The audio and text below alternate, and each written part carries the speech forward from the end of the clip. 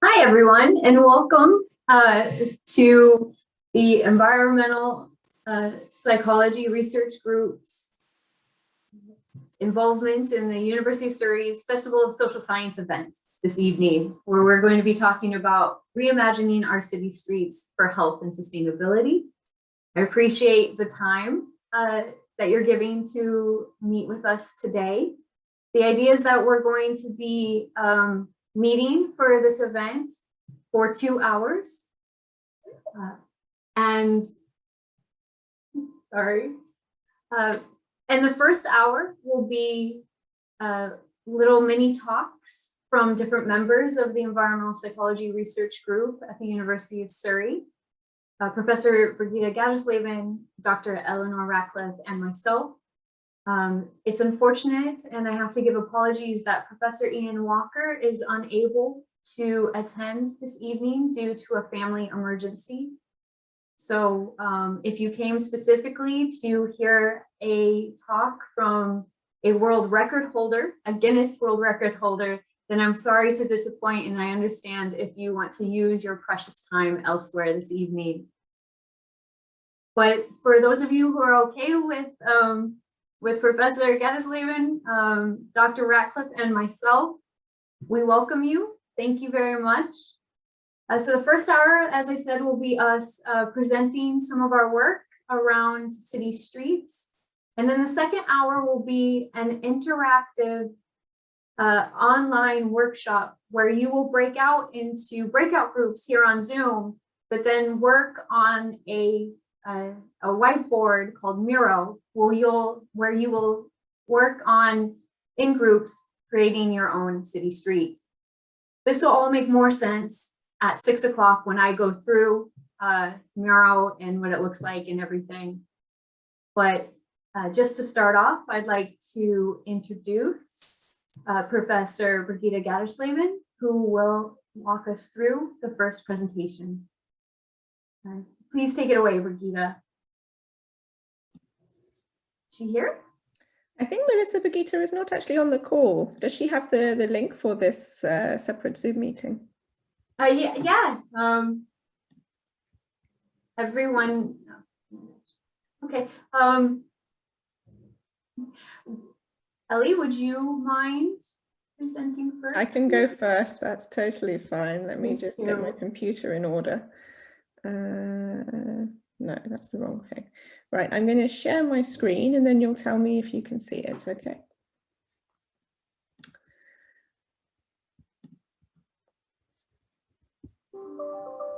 Okay, do you see my PowerPoint? Yes. Okay.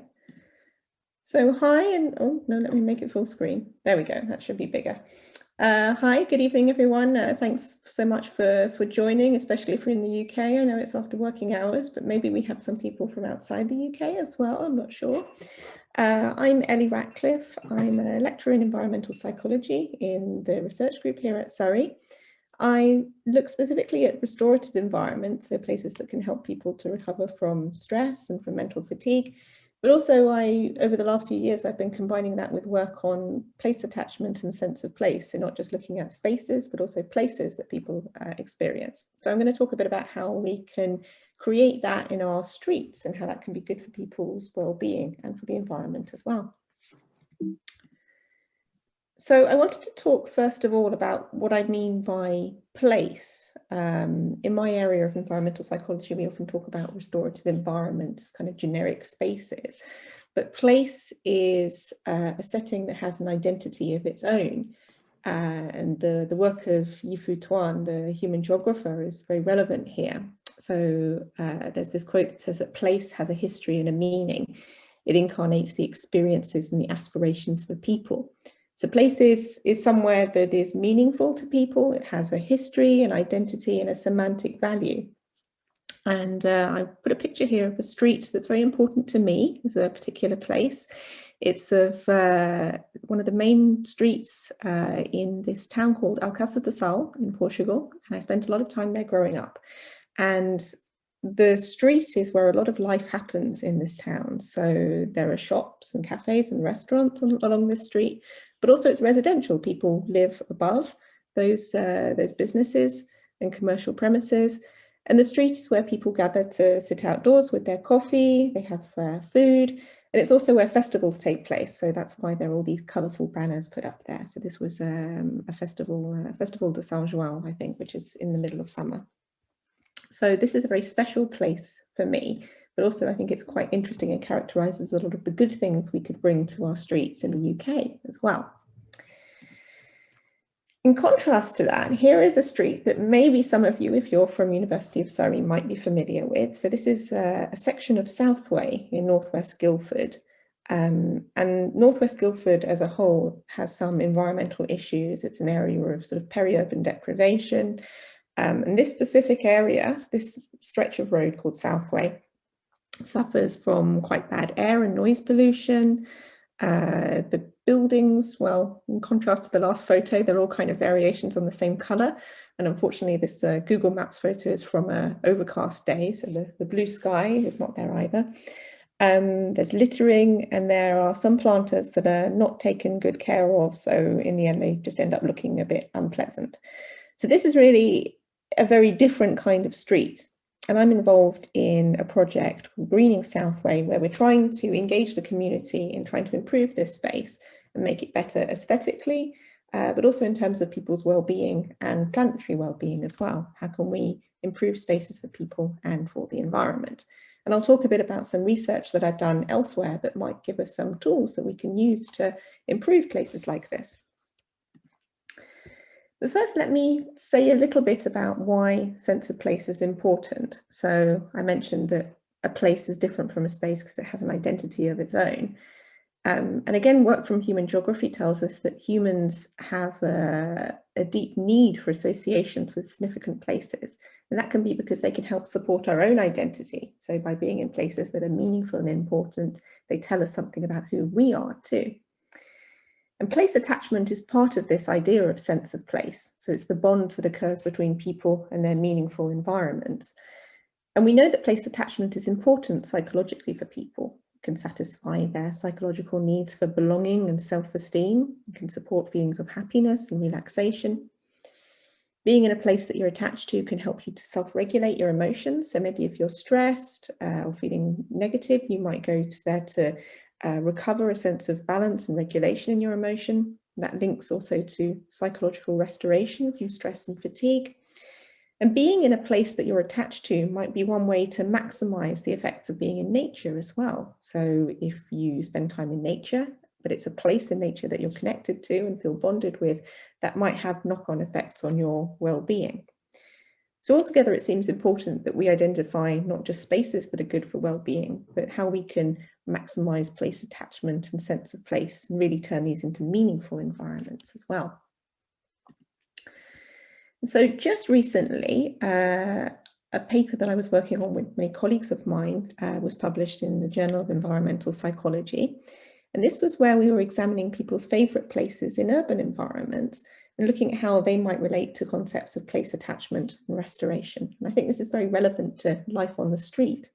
So cities are often contrasted with natural environments in terms of how good they can be for our psychological function. And often urban places are considered as very stressful, very negative. And when you look at a picture of somewhere like Southway, maybe that's not so surprising. But in this study that we ran, where we collected data from lots of different countries in Europe and also in Australia, we found that people are attached and have favourite places in cities that are both indoors, so places like homes, bars, cafes, restaurants, and public amenities like libraries. And also they valued outdoor space in urban settings as well, so urban parks and urban forests, and also street greenery. So both of these places were actually good for people's subjective restoration. They felt that they were recovered from stress and fatigue in these places. But maybe the mechanisms of action were different. So in indoor places, people felt restored and positive because those places supported their identity and their sense of place identity and attachment. And also they allowed them to regulate their social interaction. So if they wanted to be away from others in an indoor place, they could go somewhere a bit quieter, a bit more peaceful. But also if they wanted to be with social company and have social support, they could go somewhere to get that as well. So maybe in a bar or a cafe, or having a meal with someone in a restaurant. We also found more similarly to traditional restorative environments research, that those outdoor places in cities like parks, they were more directly related to restoration. But those spaces in and around the street, so bars, cafes and restaurants, they were a bit more about place identity, sense of place and social engagement. And I'm aware I don't have a huge amount of time, but I just wanted to show you some photos of kind of places I've been where I've been considering a lot of these ideas that I mentioned. So this was actually a bench when I was at a conference in San Francisco, and I was walking around and they had the most amazing street greenery I'd seen there. And I know Melissa's going to talk a little bit more about this as well. But there's a quote down here from this paper we published recently. So restoration in favourite outdoor settings was related to the place being quiet and calm, the presence of views, water and greenery. And I love this idea that you could sit on the street in a city and have a bench that's there for social interaction, but you're still surrounded by beautiful nature. So there's a kind of almost this little cocoon that is being made by the plants here on this street in San Francisco. You're very protected, but you're also accessible for social interaction. And also in this paper, we found that restoration could be related to other things in the built environment, and this was indoors and outdoors as well. Quietness and calmness of the place, the presence of personal things, views, bodies of water and greenery. And I wanted to show a few places I found where this maps to. So the photo on the left is actually from when I was at a conference in Rome a few years ago. I was staying in this apartment building where the street led onto a more private courtyard. And the residents of that building had made a sort of mini potted garden. There was water there were sculptures, there were plants and trees. So kind of creating this oasis of space that was connected to the street, but also away from it and allowed space for privacy regulation. The photo in the middle is from Helsinki, where I was working over the summer. And there's a big art initiative there to make use of industrial spaces on the street and transform them through community artwork. So this one was where they were painting the electricity boxes where all the wiring goes, and using them as places for street art to really personalize and bring a sense of identity to this quite anonymous space.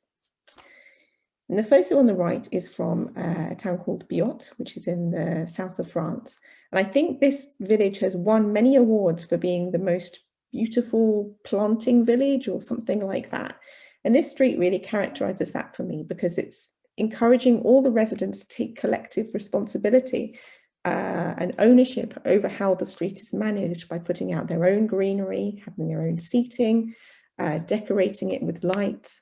So this real sense of communities coming together to make the street something that they can be proud of and be recognised for as well. So when we go back to think of somewhere like Southway, what I'm really interested in doing is not just improving the way the street looks, because we could do that, we could do a top-down intervention. But what I'm really interested in doing is developing a sense of community empowerment and doing that by helping residents there to identify what is this sense of place that could exist within Southway. And I think there are a number of ways we could do that. So we could give people space for artworks, maybe making use of all this wall space there is there that's not being maximised, helping the community to co-create green space in these planters, maybe using that even for edible gardens, encouraging households to show their own greenery, maybe having window boxes or plants outside their front door. And also things we're working with colleagues in other disciplines about or on those kinds of topics. So improving and monitoring soundscapes and air quality, maximising the safe crossing and walkability of the area. So it's not just for cars, but also for pedestrians to have ownership over the street space, and working on strategies that promote pro-environmental behaviour and reduce littering. Really, I think the key takeaway from this is helping the community to find and create a sense of place that can be then leveraged to make environmental improvements in the area. I think that's probably all the time I've got, but I'm very happy to take questions or have a discussion with people.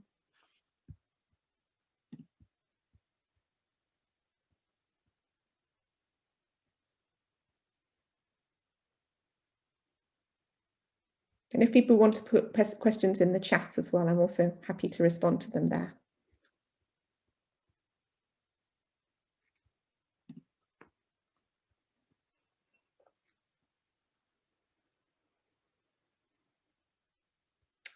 think, Melissa, you're muted. I can't hear you. Sorry, you have a question in the chat.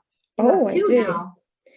Okay, Heidi says, what was the name of the project that did the artworks on utility boxes? That's a great question. I don't know the name of, if there's someone coordinating this, but I can, I have actually the photo right here on my phone. So this was a specific artist. Her name is Laura Grondal. Let me put this in here.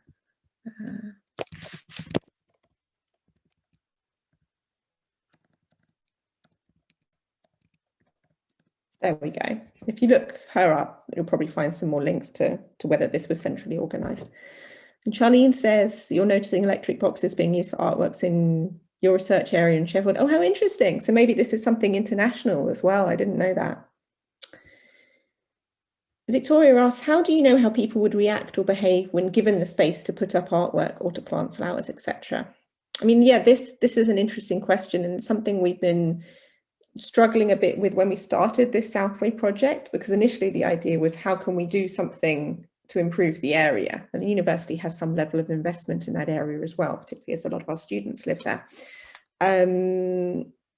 But in digging deeper into that, we found that it's not actually, something we want to just go and do an intervention to. We don't want to say, here's a bunch of resources, that you should have imposed upon you.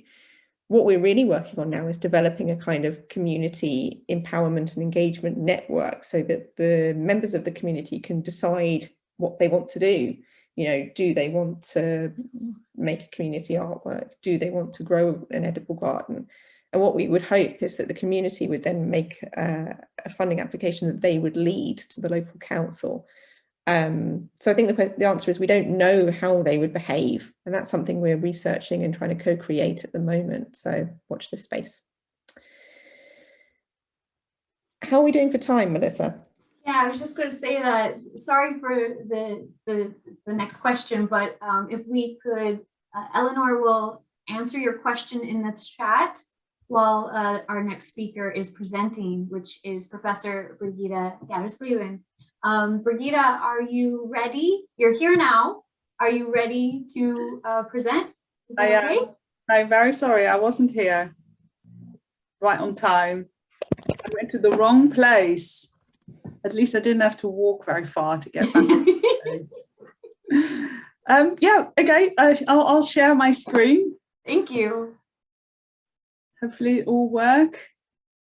So people, can just continue putting questions in the chat, and then we can always collect those ideas later on.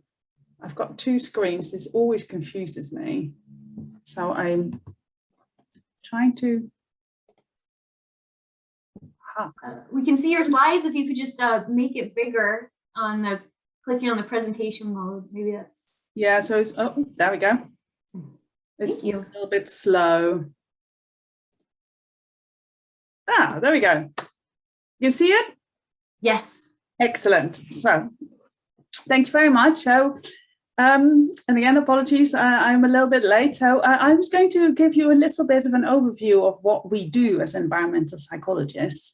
And obviously, Ellie has already started with a fabulous example, and it's actually quite handy, I think, that she started off because before I say anything else, I would like everybody who's on the call here to answer two questions. And those two questions you can answer by going to, if you have on your computer or if you have a separate phone or anything like that, you can go to on Google or something like that, into polev.com and then type in Brigitte Gatte 404, so a little bit of my name plus a number.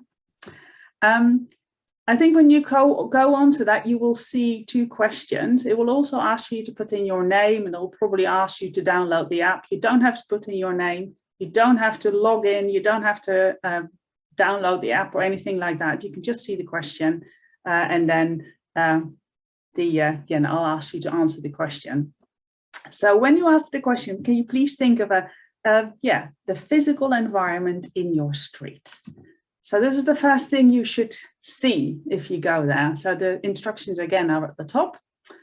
Brigitte Gata 404. I think if you have never used it before, you might get a text message that you have to click on once to join. And then please type in one word. There we go, there's one already. What is the most important thing that promotes well-being in your street? We can see all the answers pop up. We'll give it a few minutes, and they will all appear. You can see lots of different things. Trees, excellent. The trees are coming up. So the more people say the same words, the bigger the word will get, as you can imagine with word clouds like this. Hopefully there'll be some shared ideas. Don't know how long we're going to give this. It's quite fun to see them popping up like this. We will come back to these things later as well. And obviously we'll still save the word cloud, so that because it's quite interesting, I think, to see. We can share them again with people afterwards. So once it stops moving, I think I will go on to the next question. It hasn't stopped moving yet. I'm sure Melissa is very pleased that there's a lot of trees there. Melissa's very happy. I am. And Ellie as well, because Ellie was talking about trees and greenery, so marvelous. Okay, excellent. Let's stop here for now. You can always continue answering this question. You can go back to it if you want to. There is another one though, a second question. In one word, what is the most important thing that you feel undermines well-being in your street? Gas, potholes, bins, cars. I can sort of imagine noise, vandalism, litter, speeding, darkness. Oh yeah, some interesting. There's a nice variety of things here. Some of these things, again, try to remember them all. We will share them later on. Excellent. Okay. Still moving. I'll just give it one more second. Dog. Okay, cool. Right, as I said before, we can come back to this, so we can answer more, put more questions. Some of these things, like I said, will come back. So thank you very much. And hopefully some of the things I will say now are going to stimulate more ideas. Just very briefly wanted to say that we are the Environmental Psychology Research Group. Obviously, Melissa and Ellie are here to talk, but there's a few more people in our group that you can see here on the screen. We also have lots of researchers, PhD students, and a lot of MSc students. I know some of them are online at the moment. So hopefully I didn't forget anyone. Just now I made it really small, just in case I leave somebody out. So we study people-environment interactions, and the aim of the work that we really is to try and understand and promote healthy, sustainable environments for people and planet. So we look at both how people affect the environment, how the environment affects people, etc. And I just wanted to give you a few examples of some of the work that we do as environmental psychologists. But first to say that everything we do really has some form of impact on the environment. So it's really quite important to look at the physical environment and people's interaction with that physical environment. And also everything we do in a physical environment. So we're constantly being affected by the environment, and the environment is constantly affecting what we do and what we think and how we act. So just some examples, for instance, whatever we do, we create or might cause smoke, pollution, noise, smell, crowding, various other things. And the environment affects us in multiple ways. For instance, the environment can be designed in such a way that it's easy to walk. Ellie already mentioned walkability. Some environments might enable us or allow us to relax or to enjoy. Some places might be easier to play. And some environments we also might want to just run away from because they're really, really stressful. So there's a lot of, in the environment, we affect these conditions in the environment, and then the environment affects again our behaviors and our feelings, our emotions, etc. And so there's an interaction going on there continuously. So thinking about what makes a good place and a good street is really quite an interesting thing to do, and involving people in doing so. So just a few examples of some of key theories or models in environmental psychology to highlight some of the things that we're looking at. Just wanted to briefly mention behavior settings, which are effectively standard patterns of behavior in environments. So they basically describe what we do in an environment, or how we are supposed to act. I want to briefly mention the focus norm theory, which effectively suggests points at environmental features that highlight what is normal or acceptable in an environment, which again affects how we act. Environmental affordances, which are features of the environment that help support or maybe undermine or hamper behavior. And then also very briefly, I was going to mention people environment fit, although Ellie has probably referred to some of that already. So behavior setting, just to think about what behavior setting is. If I ask you whether you would dance in one of these two places, I think the answer is probably quite easy. We know we would not normally dance in a church, unless you're a very small child, because you haven't really developed that understanding yet that dancing in a church is not really an acceptable thing to do.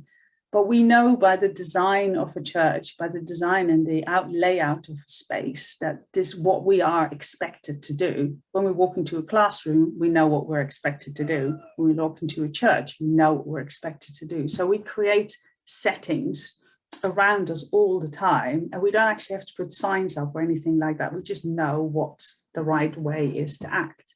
And we can do this in streets, of course, as well, in order to influence people's behavior. So if you look, for instance, at this example, would you drive here? The one at the top clearly is set up in such a way that it encourages and tells us that it's okay and acceptable to drive here. And the one at the bottom, not so, even though the space is the same. So we can drive in both of those spaces, but the car and the white line in the middle makes the one at the top a drivable space, and the one at the bottom not a drivable space. So we can do really clever things in the environment to tell people what is the right thing to do in that environment. Another example is a focus norm theory. It's the idea of how sort of signs or traces of previous behavior affect how we act in an environment. So for instance, imagine if you have parked your car in this environment, you find a leaflet underneath your window wiper. What would you do with that leaflet? How likely is it that you would litter, throw it on the floor? So as you can imagine, there's a lot of evidence that shows that the one at the top is much more likely to encourage litter than the one at the bottom. So for instance, some studies in the United States have shown that experiments where they looked at the influence of these two different places, that 32% of people would litter the leaflet in the top environment, whereas only 15% would litter in the bottom environment.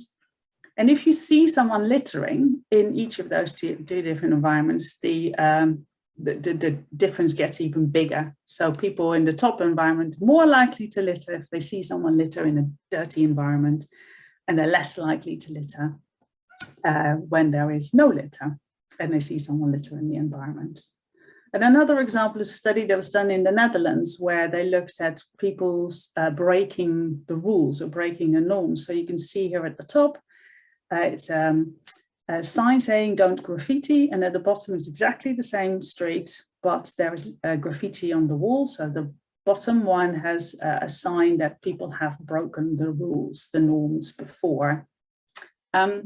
And again, they observed what people did with the leaflets that are attached to handlebars, and at the top, they found that 33% of those leaflets were thrown on the floor, and at the bottom, they found that 69% of those leaflets were thrown on the floor. So having signs of norm-breaking behavior and littering encourages more littering.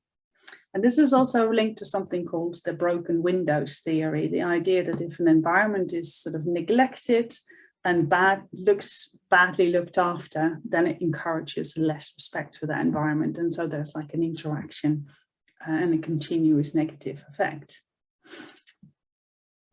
Affordances also affect our behavior. So affordances are things within the environment that enable or support our behavior, and they can be designed, but they can also be purposefully designed, but they can also be things that are not necessarily designed to encourage that behavior. So for instance, we can sit on a bench, but we can also sit on the side of the road. We can skateboard if we are skateboarders, and on places that might not necessarily be designed for skateboarding, and climbing trees, we can shelter, etc. And again, in streets, you can see use this again also to change people's behavior, to affect people's behavior. So, and you can do this in a good and in a bad way, in a positive and in a bad, negative way. So you can design a street and put things in a street and encourage behaviors that people are happy to do or would like to do. So, and for affordances, designed affordances that support behavioral needs are really good for street design. But there's plenty of examples where this doesn't necessarily work. So here, for instance, you can see the design of a pavement that doesn't line up with the user experiences or the user needs. This is quite a common thing that you'll see in places where the pavement doesn't actually go, or the path doesn't go where it's supposed to. And of course, when we talk about walking and cycling and driving in streets, that's quite an important one as well. Okay, so these are just some examples of how behavior might be affected, but affordances can also affect more than behavior. And I always like this as example of a classic study that was done in the United States, which a very long time ago, where they looked at how traffic affects a sense of community in an environment. So if there's a lot of traffic and the environment isn't very walkable, then you don't walk in the environment, but you also therefore don't necessarily talk to your neighbors as much because you don't go outside, you don't sit in the front garden, etc., etc. And that might undermine a sense of community completely. So here, what they found, I apologize, it's a little bit small, but one of the things they asked to do in this study is they asked people to draw a circle around the environment that they perceive to be their neighborhood or their home. And what you find is that what they found was in the top one, where there was very little traffic, people draw a circle around their own house as well as the whole street and houses on the other side of the street. Whereas at the bottom one, where there's very little traffic, or very heavy traffic, they draw very small circles. So people only saw their home was just their little space that they lived in, and it wasn't the whole street. So the traffic didn't undermine people's behavior, their interaction between other people, and therefore also their sense of home, their community, etc., etc. Now, all of these things are very sort of one-directional, and as I mentioned before, the person-environment fit is really an effect not just of the environment, but also the people itself. So, of course, there's lots of individual differences as well. So if I asked you, where would you most like to live in one of each of these different settings, I think they're all very pretty, but we probably all have different perceptions of which one is the most desirable to live in. And of course, that is so what we find most attractive is not just an effect of the environmental features, the affordances that are there, the aesthetics, the norms, maybe also the distance to your work or the shops or things like that. But it's also, of course, an effect of personal factors like your personal, your lifestyle, your personality, personal values, and various other things, maybe also memories and past experiences. So I just thought that throw that in. It's not a very simple, straightforward, one-directional relationship necessarily. And this is obviously why we're interested to find out a little bit more about what your perceptions are of what is the perfect street. So we shall move on to that after. Soon, not yet. We would like you to think about what you think the perfect city street would be from your perspective.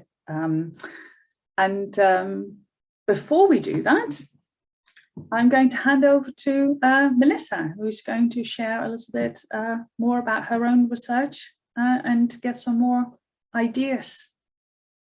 Thank you. Stop Thank you sharing. very, very much, Brigitte. And as always, excellent pleasure learning from you. We're going to have a time for a few questions with Brigitte before I speak, but I just wanted to say, Brigitte, that everyone wants to see your cat if they are still around. They were so vocal during your presentation. I was trying to pretend she wasn't there. I think she's left, unfortunately. Aww. I will make sure she goes onto the table, and then you can all say hello. Oh, Marlene's showing her own cat there. Thank you very much for that. Does anyone have any questions for Brigitte? You can also put them in the chat if you don't have any questions at the moment, and she can answer them while I present. I had one question, which was, the norm focus theory the same as the broken windows theory or similar? And you answered that question. So you answered my question. Yeah, there's overlap. They're not the same, but there's definitely overlap between the two. Come from very different origins, but yeah, they are definitely related. Thank you. Anyone else have a question? I see lots of interesting comments about low traffic neighborhoods and planters. Okay, then. As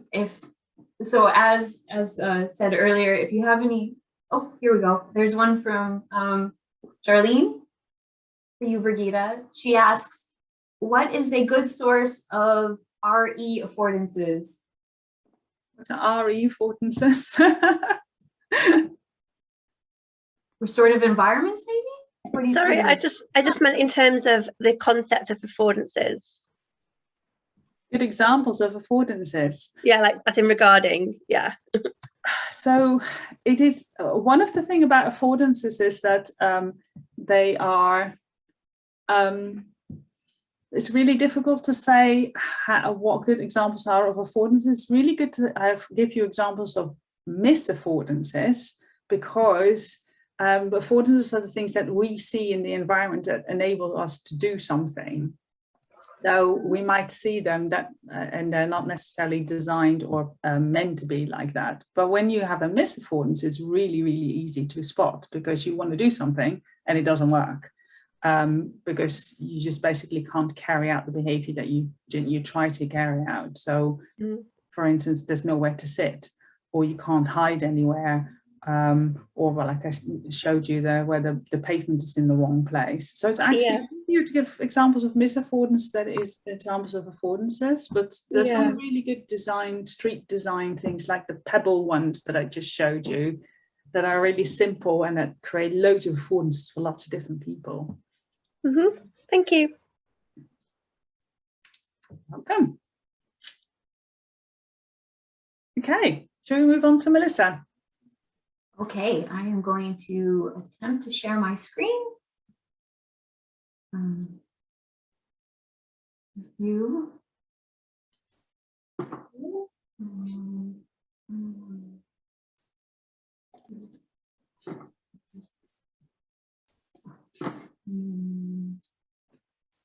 There we go. Is that now full screen for you? Yeah. So thank you for coming here this evening. My presentation is going to be on street trees and their relationship to our mental health. And I'm going to talk specifically about a study that was conducted in the city of Leipzig in Germany, and it was part of a multidisciplinary team of experts. They're all listed here. All of them more or less are experts in the field of ecology and ecosystem services. So it was a nice collaboration between psychology and ecology.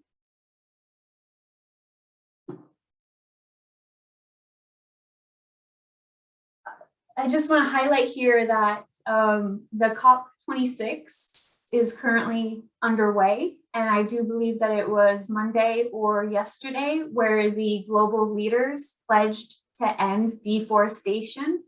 in 2030.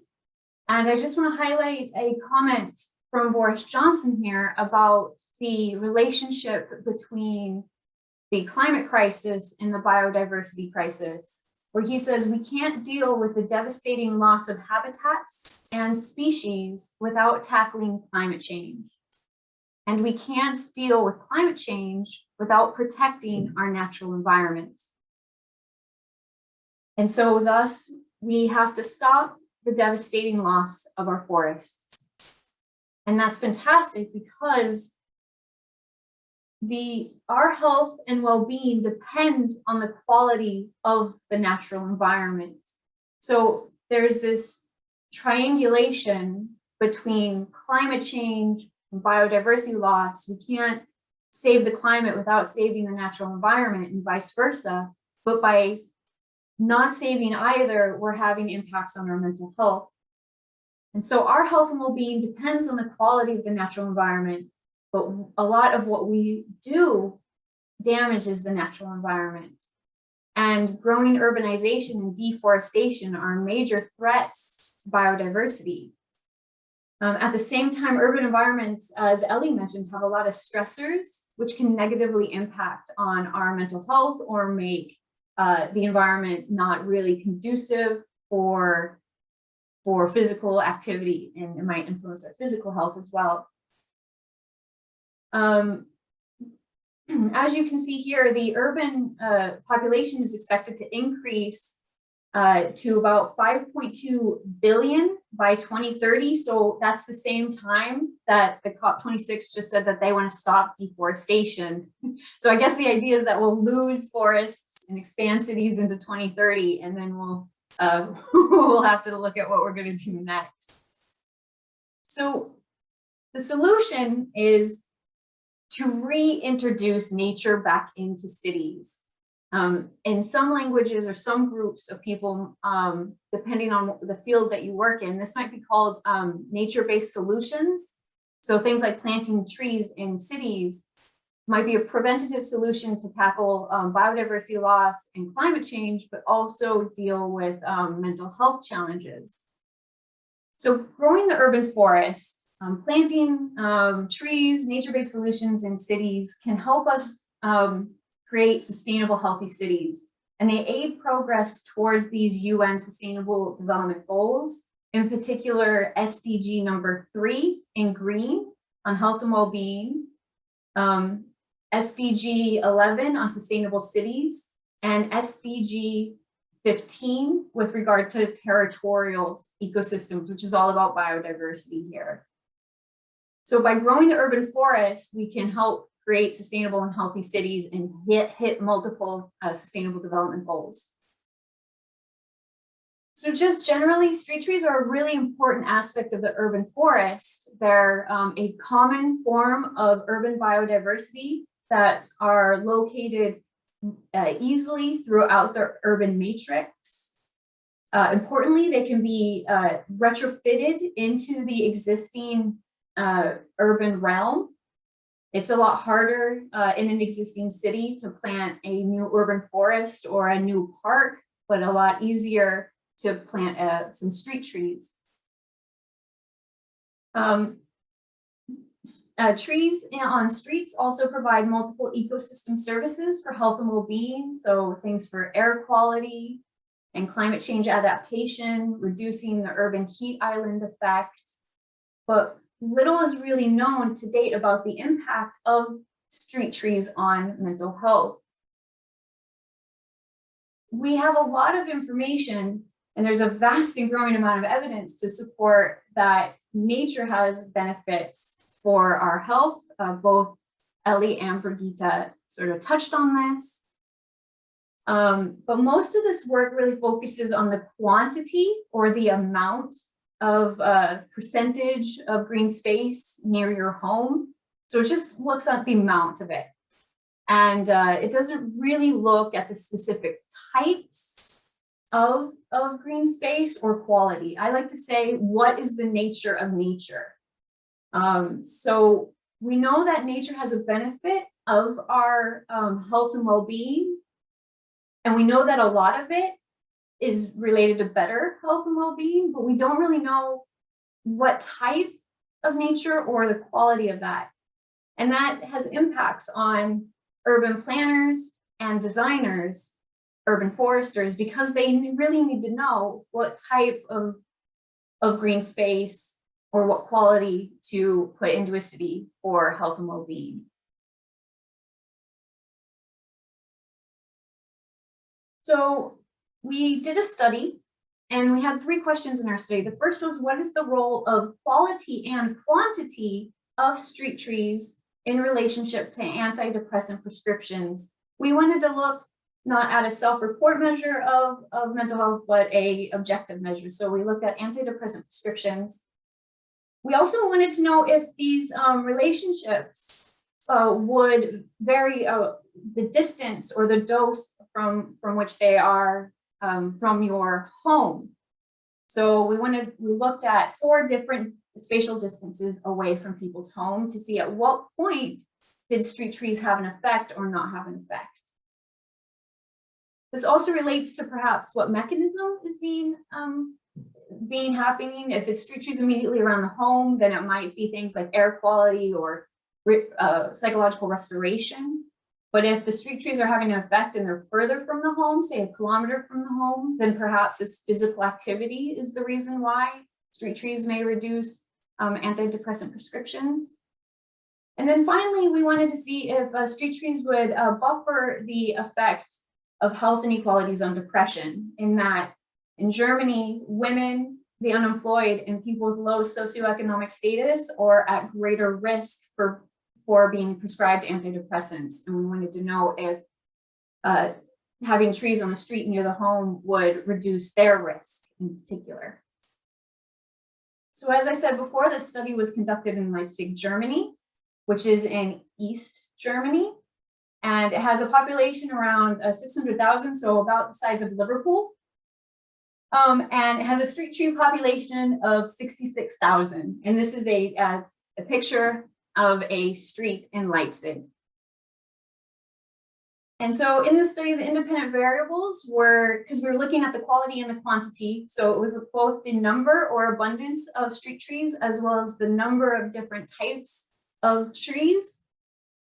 And the picture at the right here is the city of Leipzig's tree map. And this is my old neighborhood that I lived in. So you can see where all the trees are on the street. And we looked at it, like I said, at 4 different spatial distances from the home. So we looked at the number of trees and the different types of trees at 100 meters from the home, 300 meters, 500 meters, half a kilometer, and 1 kilometer from the home. And we captured all the number in that buffer or that circle. And then the dependent variable was whether or not a person who lived in Leipzig had been prescribed antidepressants. And we got this data from the University of Leipzig's medical faculty. They're doing a population study called the Life Adult Study. And in that study, participants who are 18 to 79 came with all the prescriptions that they had. And then those prescriptions were scanned by the barcode. And then from that data, we were able to identify which prescriptions were antidepressants and which ones weren't. So here's a map of the city of Leipzig and all of our participants. And the colored dots are the density or the amount of trees around their home. Almost 600 participants, or 6% of our sample, were prescribed antidepressants. This is representative of all of Germany, in which in Germany, about 5.6% of the population are prescribed antidepressants. And here are our results. So accounting for various covariates or other things that can also influence whether or not a person is prescribed antidepressants or not, we found that people living in homes with a greater density of street trees, that people who lived with a greater density of street trees 100 meters from the home were less likely to be prescribed antidepressants. This is a marginal significant relationship, but what we see here is that there's a trend in that the smaller the buffer is around the home, the more likely we're going to get statistical significance towards less or fewer antidepressant prescriptions. And then what we find here is that street tree richness, so the different types of tree didn't have any impact on whether or not someone was going to be prescribed antidepressants at any distance whatsoever. So this tells us that tree abundance, or the number of trees immediately around the home, seems to matter or reduce the risk of being prescribed antidepressants. So here we're looking at whether or not somebody with a different socioeconomic status and their risk of being prescribed antidepressants. We didn't find any difference between men and women and those who are employed and unemployed in whether or not they lived on a street 100 meters from the home that had a lot of street trees or not. But what we find here is that when individuals with low socioeconomic status live on a street with few street trees, their risk of being prescribed antidepressants is about 8.5. But when that person with low socioeconomic status lives in a street with high density or a high number of trees, that their risk of being prescribed antidepressants is about 3. And so you see that that the number of trees on the street for people with low socioeconomic status reduce their risk of being prescribed antidepressants almost by half. And more importantly, made it very similar risk of being prescribed antidepressants to those who have high socioeconomic status, or those who are the richest in our society. So what we found that trees are especially important for individuals with low socioeconomic status. So in some, we found that quantity was more important than quality, and that spatial proximity around the home matters. And we assume, because it's so close to the home, we're saying that it must be this unintentional everyday contact with nearby nature that seems to matter. It's looking outside your window at the trees. It's walking past them as you're going, to school or work every day. It's this everyday incidental contact that seems to be effective, which is in contrast to most of the literature, which is about getting people out to big green space areas like parks. So this suggests to us that we need to bring nature back to where people are, and that street trees could be a potential solution to reduce health inequalities. So nature-based solutions are good for climate change and biodiversity loss, but they could also be a potential public health intervention. And our study has implications for green infrastructure design, urban planning decisions, public health recommendations. And in general, we're just suggesting that perhaps street trees should be planted in cities, particularly in residential areas, not in the major business district or around an existing park, but in residential areas where people live. And thank you very much. I'll stop sharing now.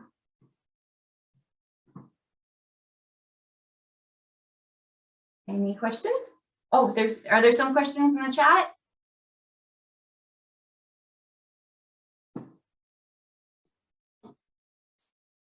Well, also comments in the chat. Yeah, Douglas, you're absolutely right. So all the only effect that we found was for the low socioeconomic status group. You're absolutely right.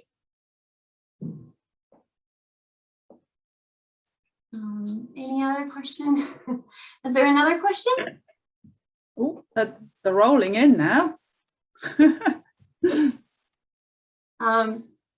you think the psychological impact of certain trees, deciduous, might vary by time of year, given the changes in their appearance? This is a very good question. So we found that the type of tree didn't matter for the risk of being prescribed antidepressants, we controlled for the time of year that individuals were being prescribed antidepressants, but we didn't look at whether or not the trees were deciduous or not. And we didn't look at other functional aspects of trees, like those with big canopies or those with that skinny little narrow canopies, or other aspects of trees that maybe those that have flowers and those don't. So it's a really good question. We don't know if there are other aspects of tree diversity beyond species richness that may have an influence. Any other questions?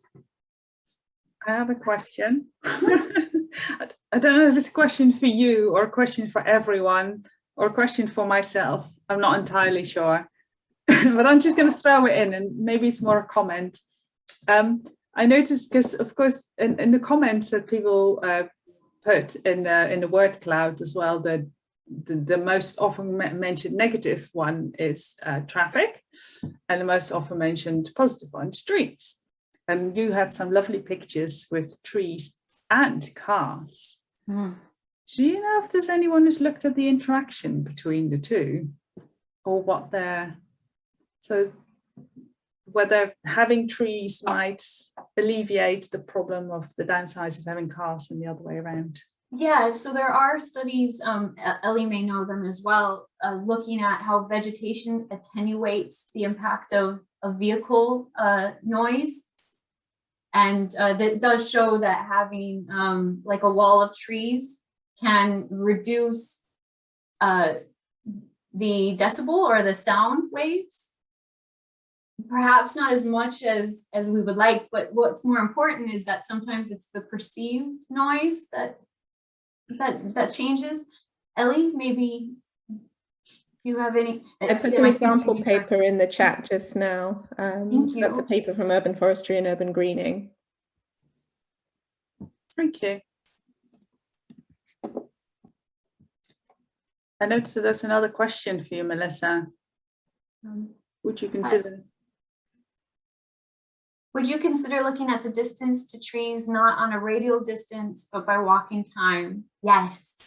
That is something that we definitely investigated as one of our options. So instead of doing the circle buffers, by doing the buffers just on the street, so 100 meters just on the street away from people's homes. And a prominent psychologist named Shep DeVries told me that I needed to be very careful about what types of streets and paths that I included in that analysis. So I went more conservative by doing the circle, but you're absolutely right to maybe look at what's an average. So the World Health Organization say that everyone should be able to have contact with green space within about 300 meters from their home. And we could do similar analyses looking at walking distance on streets. Yes, Victoria, you're absolutely right. The factor of the length of time people live on the street, we did not know that. That's an excellent question. I don't think the larger study from the Life Adult study asked about duration of time living in your environment. And so we're unable to answer that, but they have a follow-up, a longitudinal study that maybe they are, and we can do this analysis again. I will get to the final question in the chat. I'm aware that it's now 6 o'clock, and I did promise that at 6 o'clock we would stop talking. It would be your opportunity to get involved. And so if it's... Hello. Welcome back, everyone. So I hope you had fun and learned a lot with how we can integrate Zoom breakout groups and online whiteboard for a collaborative activity together. I like Liverpool in the background, nice. It's quite fun. So what we're going to do for the last 20 minutes that we're together is for each of our groups to present our ideal sustainable and healthy street.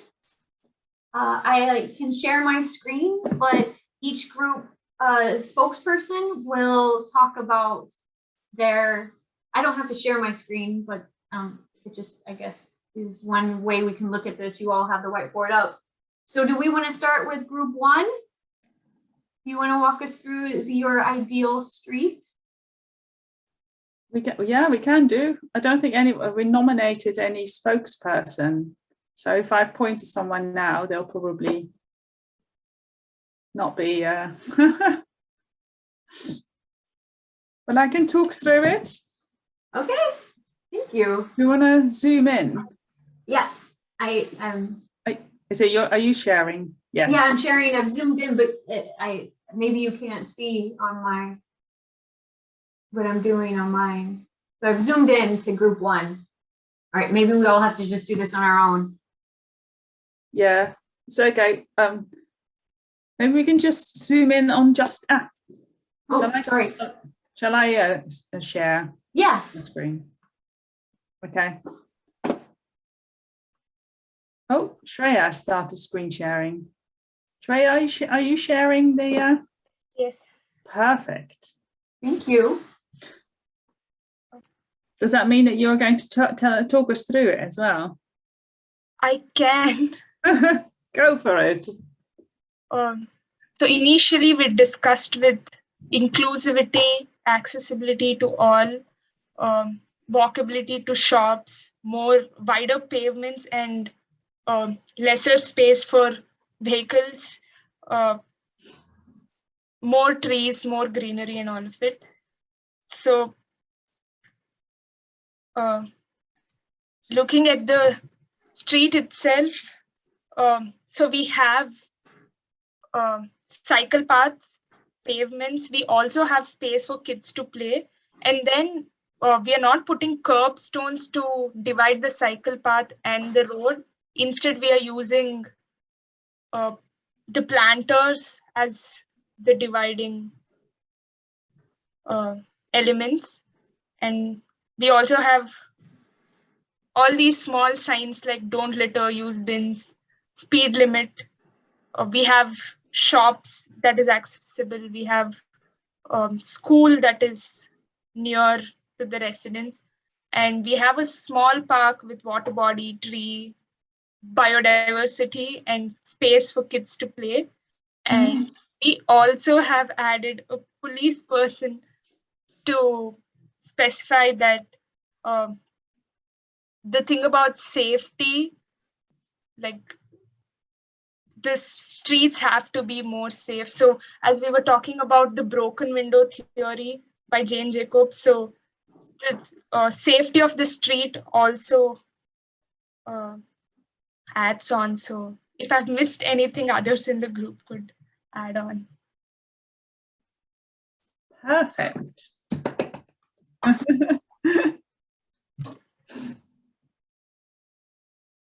That's really good.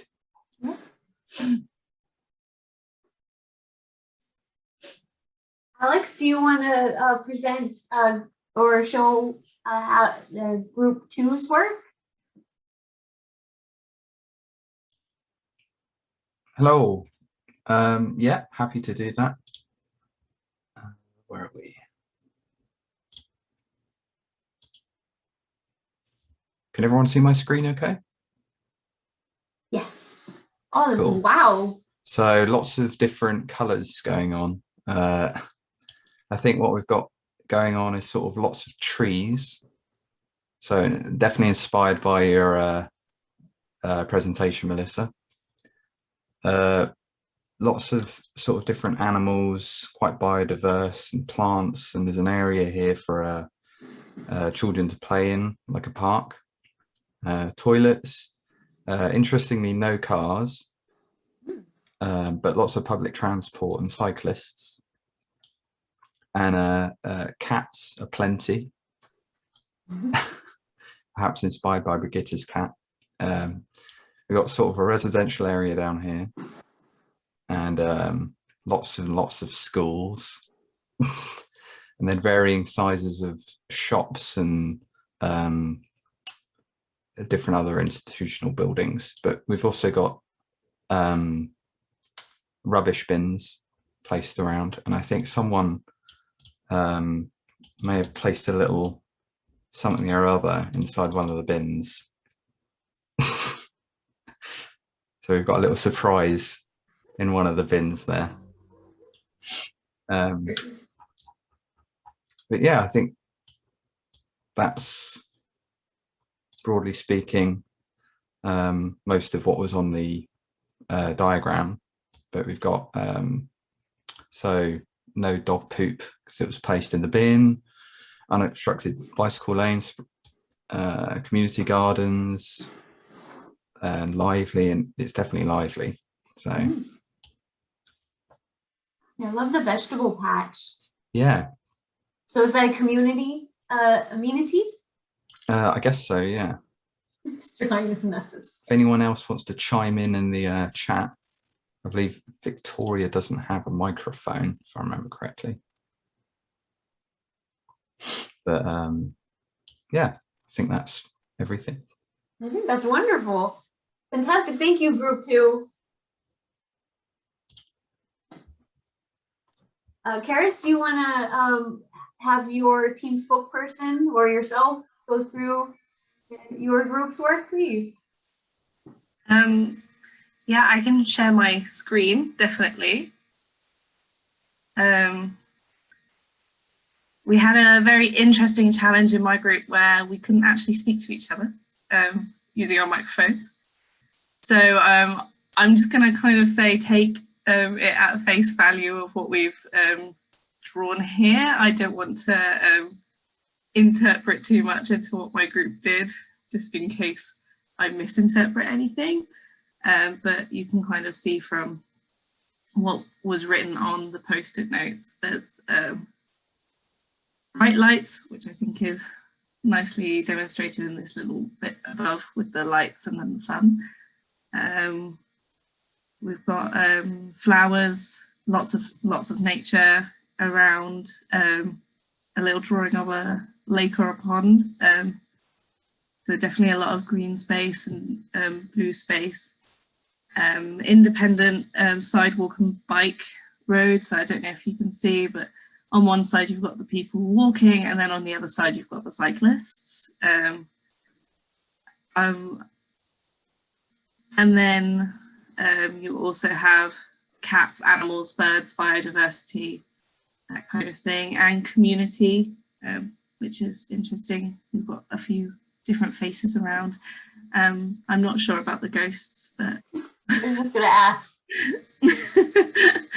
Again, if we could talk, maybe that would be explained, but yeah, that's kind of if anybody wants to join in, but I'm sure they can't. I don't think they can speak for various reasons. But yeah, That's great. Thank you, Group 3.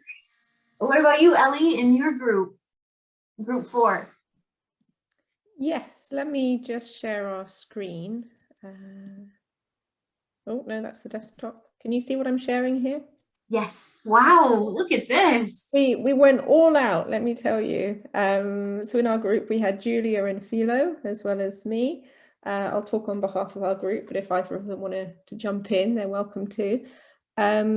So I asked, how could we summarize our creation here? And some of the keywords that came up were diversity. I think really in kind of activities that can be done on the street, but maybe also it's a street that welcomes diversity of people.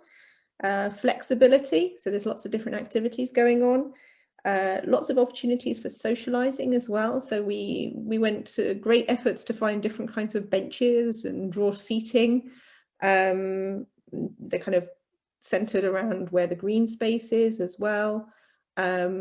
Actually, I've just noticed also we didn't look just at physical connectivity and sociability, but also digital. So there's Bluetooth hubs, Wi-Fi and plugins for accessibility. So I thought that was really interesting, bringing the streets into the 21st century. Lots of opportunities for active travel, as many other people have said, lots of green space and biodiversity. We have also some emojis that are to represent edible gardens, for the community or maintained by the community. I also stole an idea from Northwest Guildford, which is having a community fridge that people can both add to and take from. Yeah, I think that's probably a good description of what we got. If I've missed anything else, people can feel free to jump in. I think it's fantastic. I think it's just the shared surface that, cars could access, but then when it's shared, then cars will drive slower anyway. So it's a way to try to find circulation routes that are not just the dedicated, street path that you get the street and the curb and the pavement and the building. So it's more. You explained this diversity, and also to include these areas, which is kind of the arcade feel, that you get shaded and more protected areas, if it's rainy or if it's too sunny, so you get different environmental conditions. That was it. And I thought that idea of shaded areas is really relevant as well, given climate change, the impact of heating in urban environments. How can we adapt the street to be more comfortable in the face of heat stress as well? Fantastic. Okay. Okay, group 5, which is my group. And because I've done a lot of talking, thankfully, Tim is going to speak for our group. Thank you, Tim. Hi there, I'll try and share this screen. Does that work for everyone? Yes, great work. Good. We cheated because of our artistic skills not being up to scratch. We used a Lego street map, which probably isn't very sustainable because it's plastic, but let's say we recycled that there to provide us with a base plate. As you can see from our post-it notes, trees and wildlife and nature featured very heavily. So that's what we started doing. And belatedly, we actually bothered adding buildings such as houses and shops and so forth. In the middle there, we've got a tranquility zone. So we wanted some quiet. So there's some no phone signs there and people doing yoga surrounded by wildlife.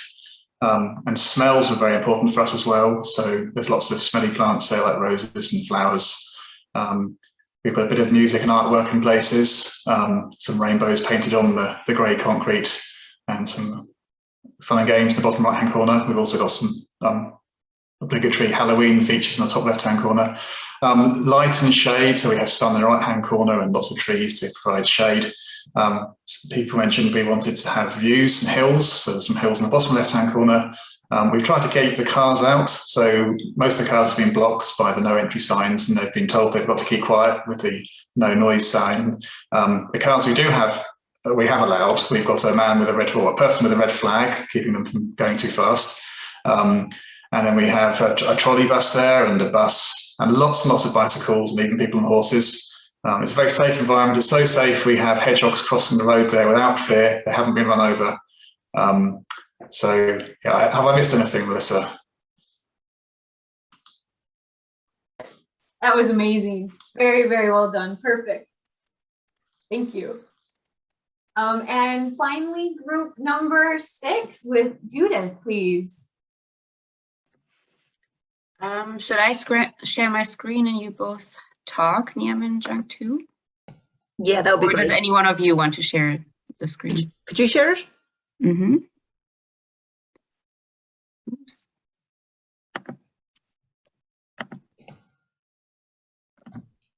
Okay, can you see it? Yeah.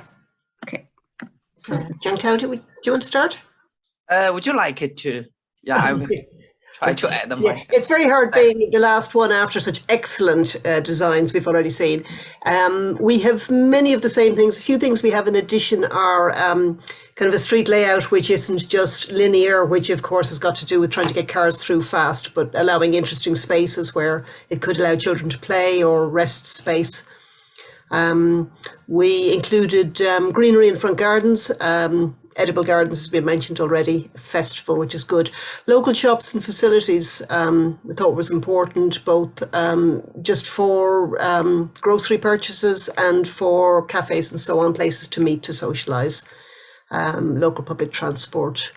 And very important that Jiang Tao had put in there, good street lighting and good maintenance indicated by the bin. No cars, just active transport. Anything else, Jiang Tao? It's a very important thing. So we like, it's a good soundscape. That's we like some venues for play guitar, play music, local music. Yeah, especially for summer evening. It's very important, we think. Yeah. Thank you all so much for engaging in this collaborative design workshop online and working together with strangers. This is absolutely fantastic. Brigitte, Ellie, you want to say anything? I'm blown away. I thought that was fantastic. Thank you so much, everybody. It's really creative. I'm very impressed with the design. One of the things I was really interesting in all the designs is that everybody's created quite a vibrant street. Like we're also very community focused, whereas of course most streets don't actually look like that. They're much more sort of boring, really. So yeah, that's really interesting. Don't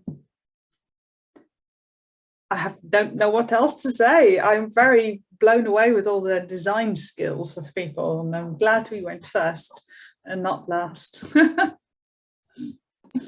Could the great ideas be collated somehow and pulled together? Because there were so many good ideas there. Well, we will keep the boards so we can sort of put it all together in like all the summary of all the findings, the word clouds and all the drawings, and then we'll share them with everyone. We'll put them together in a presentation. Yeah.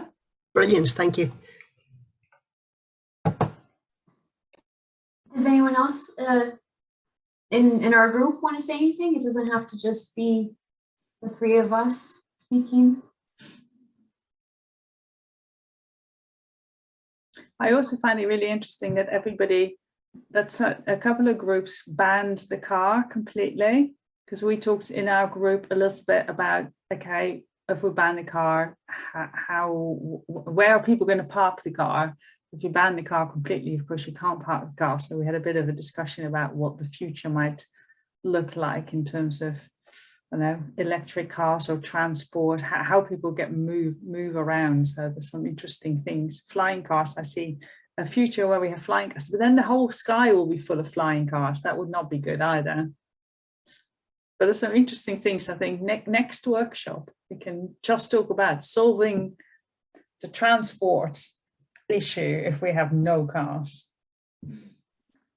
Okay, well, thank you all for taking time out of your day or your evening or your morning, depending on where in the world you are, to attend this. I really appreciate it.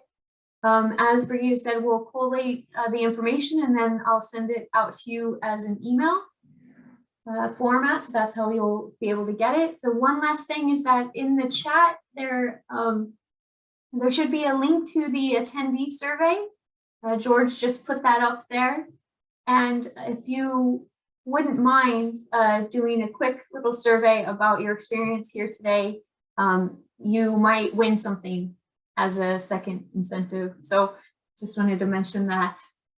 On behalf of the Environmental Psychology Research Group at the University of Surrey, I want to say thank you so much for your participation and your thoughts. It's been fantastic. Thank you.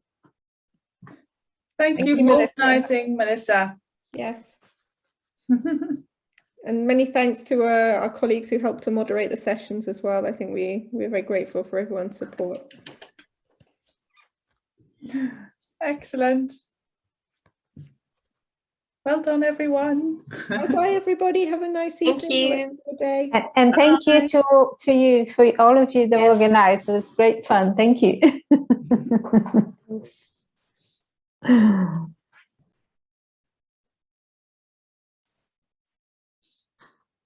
That was fun. I can't believe how good some people were with all the